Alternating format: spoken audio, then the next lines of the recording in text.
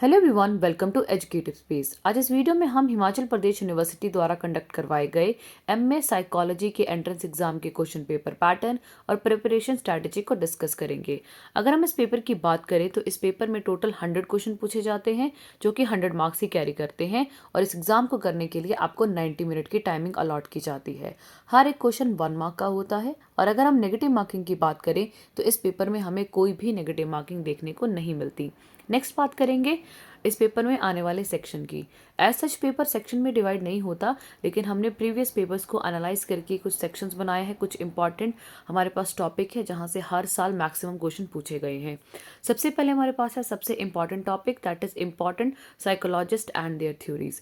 ये बहुत ही इंपॉर्टेंट आपके पास टॉपिक है। आपको 35 to 40 क्वेश्चन ऐसे ही देखने को मिलेंगे। किसी साइकोलॉजिस्ट के बारे में पूछा जाएगा, वो कहाँ से बिलोंग करते थे, उनकी थ्योरीज क्या क्या थी, उन्होंने साइकोलॉजी के कौन से डिपार्टमेंट में काम किया, कैसा क्या था। तो इन सब से रिलेटेड आपको क्वेश्चन पूछे जाते हैं।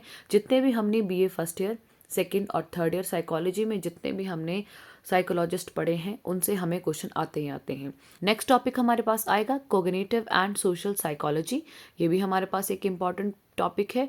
उसके बाद हमारे पास आता है साइकोपैथोलॉजी। नेक्स्ट हमारे पास है स्टैटिस्टिकल साइकोलॉजी। उसके बाद है सोशियोपैथिक डिसऑर्डर्स।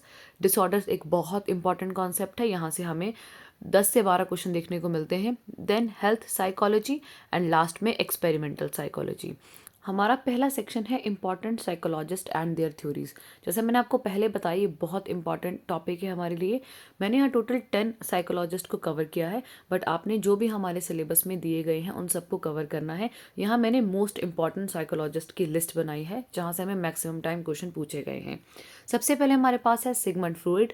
उनकी साइको एनालिसिस की थ्योरी बहुत ज़्यादा फेमस है।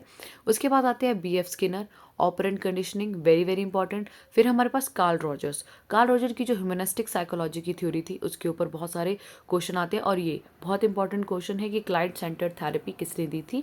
नेक्स्ट हमारे पास आएगा जीन पियाजे। जीन पियाजे तो आपको पता ही है, कोग्निटिव डेवलपमेंट में he is the most famous, तो आपको इनके बारे में ज़रूर पढ़ के जाना है। नेक्स्ट है हमारे पास एरिक एरिक्सन। तो एरिक एरिक्सन की हमारे पास साइको सोशल डेवलपमेंट की थ्योरी है, तो ये बहुत इंपॉर्टेंट है। नेक्स्ट है हमारे पास वाइगॉट्स्काई। वाइगॉट्स्काई की सोशियो कल्चर की थ्योरी बहुत इंपॉर्टेंट है। हमारे पास आगे आते हैं जॉन बोलबाय। इनकी जो अटैचमेंट थ्योरी थी वो काफ़ी फेमस थी। आगे है Albert Bandura, social learning theory, बहुत फेमस नाम है एल्बर्ट बंडूरा। उसके बाद है अब्राहम मैस्लो, उनकी हायरार्की ऑफ नीड्स की थ्योरी बहुत इंपॉर्टेंट है। उसके बाद आते हैं विल्हम वुंड, उन्होंने स्ट्रक्चरलिज्म के बारे में बोला है। तो ये कुछ फेमस साइकोलॉजिस्ट थे जिनकी मैंने लिस्ट बनाई है और आगे उनके क्या की कॉन्सेप्ट थे उसके बारे में भी लिखा है। आप इसे अच्छे से पढ़ सकते हैं और इस टॉपिक को आपने ज़रूर कवर करके जाना है क्योंकि maximum question, maximum bunch of question आपको इसी टॉपिक से मिलेगा। नेक्स्ट हमारे पास आता है कॉग्निटिव एंड सोशल साइकोलॉजी। इसमें जो सबसे इंपॉर्टेंट टॉपिक है दैट इज़ परसेप्शन। परसेप्शन एक बहुत इंपॉर्टेंट टॉपिक है, उसमें उसका nature, laws of perceptual organizations, यहाँ से हमें क्वेश्चन आते हैं। देन हमारे पास आता है conditioning and observational learning, important topic है। उसके बाद है मोटिवेशन, इमोशन, पर्सनालिटी, इंटेलिजेंस, तो इनसे हमें क्वेश्चन देखने को मिलते ही मिलते हैं। नेक्स्ट है मैथड ऑफ सोशल साइकोलॉजी, चाहे वो सोशियोमेट्री हो या क्वेश्चनियर हो, बहुत इंपॉर्टेंट है ये। उसके बाद नेक्स्ट आता है हमारे पास इंटरपर्सनल अट्रैक्शन, इंपॉर्टेंट कॉन्सेप्ट है। और उसके बाद हमारे पास ग्रुप डायनामिक्स, तो इनसे रिलेटेड हमें पेपर में क्वेश्चन देखने को मिलते हैं। नेक्स्ट आता है हमारे पास साइकोपैथोलॉजी। साइकोपैथोलॉजी में सबसे पहले जो टॉपिक आता है वो आता है क्राइटेरिया ऑफ एबनॉर्मेलिटी, क्या हो सकता है। उसके बाद थ्योरेटिकल पर्सपेक्टिव है जिसमें बिहेवियरल हो गया या साइकोडायनामिक पर्सपेक्टिव हो गया, ये इंपॉर्टेंट है। फिर है concept of anxiety disorder. Disorder से और डिजीजेस से क्वेश्चन हमें आते हैं, चाहे ऑब्सेसिव कंपल्सिव डिसऑर्डर हो, मूड डिसऑर्डर जो चाहे यूनिपोलर हो, बाइपोलर हो, शाइजोफ्रेनिया हो या पैरानॉइड एंड कैटाटोनिक, तो यहाँ से हमें क्वेश्चन देखने को मिलते हैं। देन है ट्रीटमेंट ऑफ डिसऑर्डर्स, तो कैसे करेंगे। एक नंबर 1 है बायोलॉजिकल ट्रीटमेंट जिसको हम लोग इलेक्ट्रो कॉन्वल्सिव थ्योरी भी बोलते हैं। और उसके बाद हमारे पास आता है साइकोलॉजिकल ट्रीटमेंट जिसमें हमारे पास psychoanalytical therapy and behaviour therapy आती है। ये बहुत इंपॉर्टेंट है हमारे पास बिहेवियर थेरेपी। नेक्स्ट हमारे पास आता है स्टैटिस्टिकल साइकोलॉजी। स्टैटिस्टिकल साइकोलॉजी में हमें मीन, मोड और मीडियन आता है ताकि हम डाटा को ग्रुप कर पाएँ। इनमें से किसी भी मेथड का इस्तेमाल कर सकते हैं डाटा को ग्रुप करने में। तो डाटा कैसे अरेंज करते हैं जब भी हम कोई सर्वे करते हैं या रिसर्च करते हैं या हमने कोई भी एनालिसिस की है, चाहे हमने IQ टेस्ट किया है बहुत सारे लोगों का, तो सारा उनका मीन कैसे निकलेगा, मोड कैसे निकलेगा, मीडियन कैसे निकलेगा, तो ये इसी में पढ़ते हैं हम लोग। उसके बाद हमारे पास आता है standard deviation computation, important topic है। फिर हमारे पास computation by Pearson method. Pearson एक इम्पॉर्टेंट जो साइकोलॉजिस्ट है, उन्होंने एक मैथड दिया था कंप्यूटेशन का, उसको कैसे फॉलो करते हैं हम लोग। उसके बाद आते हैं क्वालिटेटिव मैथड्स।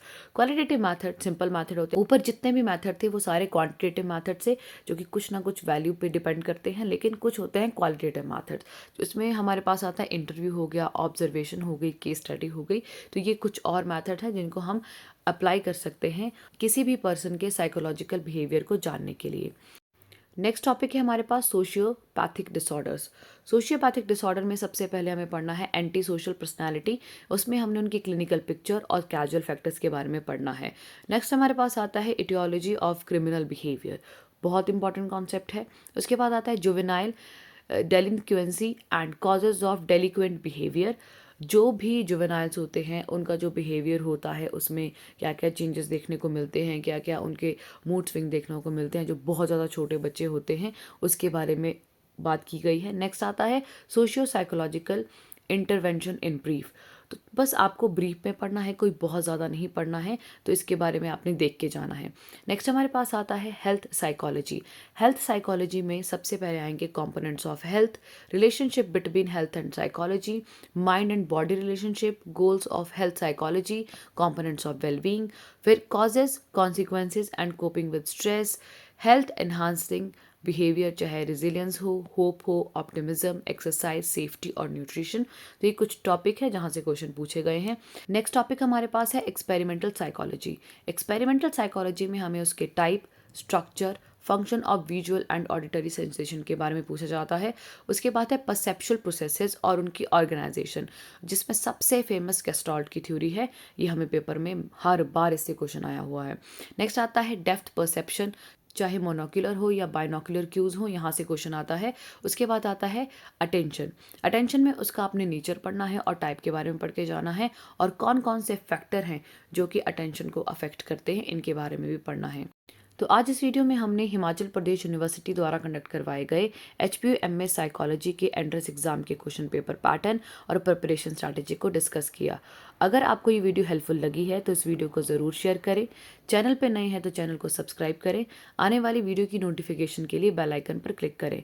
हमने यूनिवर्सिटी कब एग्ज़ाम कंडक्ट करवाती है, कब आपके एडमिट कार्ड रिलीज़ होते हैं और कब आपका रिजल्ट आने की पॉसिबिलिटी होती है, इसके ऊपर हमने एक डेडिकेटेड वीडियो बनाई है। आप हमारे चैनल के डिस्क्रिप्शन बॉक्स पे लिंक पे क्लिक करके उस वीडियो को देख सकते हैं, आपके लिए काफ़ी हेल्पफुल होगा। Thanks for watching.